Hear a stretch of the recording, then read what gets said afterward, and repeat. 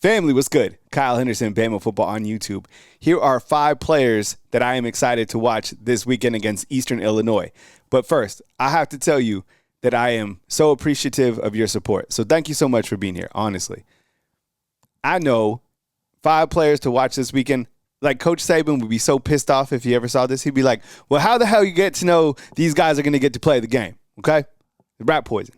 But I'm telling you, if these guys don't play against Eastern Illinois, Alabama probably doesn't deserve to make the playoffs, okay? So they better beat the absolute brakes off Eastern Illinois, period. Number 1, I cannot wait to see the development from Keelon Russell, the quarterback, right? You know, this year he's only played in 1 game. And when he came in, it was exciting. We didn't get a lot of volume from him. I mean, shoot, he hasn't even thrown the ball 10 times this year, but he has 2 touchdown passes.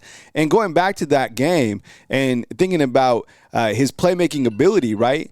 There goes my alarm. You're not going to believe this, but I have a sweet potato inside the oven. So I got to make sure I take the sweet potato. I might cut it, but I think it's funny. Like real life, I got a sweet potato. That's hilarious. I'm going to grill some chicken and then I have a sweet potato. All right.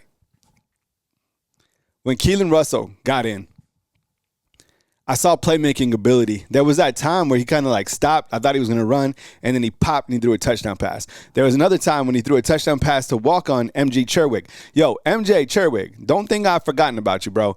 I seen you on the highlights, okay, catching passes at practice. Number 23, nice. Very nice wide receiver. So, Keelon Russell, how about you? Are you excited to see him? And look, I'm not trying to start a war, but I've already seen it inside the comment box and everywhere else. People are like, Ty Simpson's going to stay another year. I'm not going to talk about that right now, okay? I'm going to talk about this weekend, and I'm excited to see Keelon Russell. All right. Austin Mack. Let's see that quarterback get onto the field, too. When he came in, he threw 2 touchdown passes as well against Louisiana Monroe.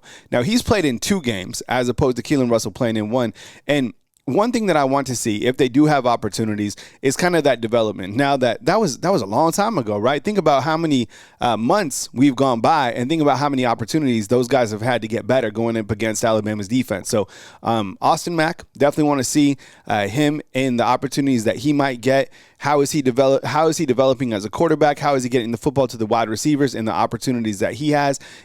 Going into the next couple of seasons, you look at Alabama's quarterback room. You have so many guys coming in that are younger, but you have Austin Mack. This guy was recruited by Ryan Grubb, recruited by Coach Kalen DeBoer. A lot of people don't talk about Austin Mack, but I think when he came in that first initial game, he looked good. I think he came in that second game and looked a little bit rattled. He had like 2 passes, though, so haven't seen a lot of volume of Austin Mack, but I definitely want to see how each of those quarterbacks has progressed at this point in the season. All right, A.K. Deer. Do you think that A.K. Deer will play against Eastern Illinois? I had another video go out, and I was like, look, you just have to get – in this particular game, I would try to run for like 400 yards. I'm not lying. I would try to get as much momentum in that running back room as possible. I would feed everybody, but I would get some of these younger guys some opportunities. But plus, if A.K. Deer is really going to play, it'd be this game. And you start to see, can one of these running backs get hot? I'm talking about, I don't care who it is. Somebody come over and take the damn job. And you have to be able to fare well in pass protection.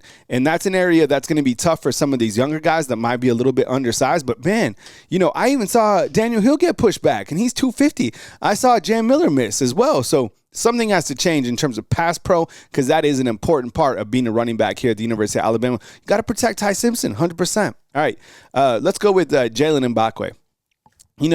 Jalen Mbakwe, he hasn't had a lot of opportunities this year. When he came in on special teams, I thought he made one of the special teams plays of the entire season, okay? When he came in and stopped that punt from going into the end zone, that was a huge play against LSU. So let's say Jalen Mbakwe, he's a very fast athlete. We know that. I saw him at receiver a couple different times. I think he can be a weapon. Where's Jalen Mbakwe at? Can we see him, a little bit of Jalen Mbakwe on Saturday? Okay, how about this name? All right, just throwing this out here. Peter Nataro. All right, the kicker. He's the backup kicker, I think. do we put him in just to see if there's an opportunity where Alabama has to kick a field goal, just to see. All right, Connor Tauti, 11 of 17. That's only 64%. Come on, man. That's almost 50%. Maybe Peter Notaro. What do you guys think? Is that too much? All right, let's see who else we got. These are the freshmen that have played a significant amount of games this year. They're always like, freshmen don't play at Alabama. Yeah, the freshmen play at Alabama. Ivan Taylor's played in 10 games. Marshall Pritchett played in 10 games. Luke Metz, 10 games. This could be a variety of like defense or special teams. Like Luke Metz is probably more special teams, right? But some of these other guys, have played significant snaps and are starting for Alabama. Like Caleb Edwards, he starts for Alabama at tight end. When they go 12 personnel, that means 2 tight ends. So they have Josh Cuevas, who is certainly the guy. By the way, I gave him a game ball. The guy he's so good. But Caleb Edwards, he's coming around. I didn't anticipate him to be that good. So Caleb Edwards, hats off to you, man. You're absolutely balling. And then Dejon Lee. While he has emerged and he's the guy that we thought he was going to be, and I know Damani Jackson played a lot more in this last game against Oklahoma, but Dejon Lee that is a 5-star type player, right? The analysts hit on him 1,000,000%. I am so grateful that Dejon Lee isn't in another uniform. This was a critical pickup. Absolutely wonderful player. London Simmons, this is my dog. I love this guy. The way he plays. The next 2 guys I'm going to talk about, I'll talk about London Simmons and Lazier Brooks.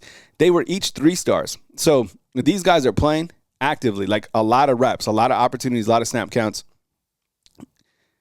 Great job by Courtney Morgan in terms of his evaluation, right? Lazier Brooks.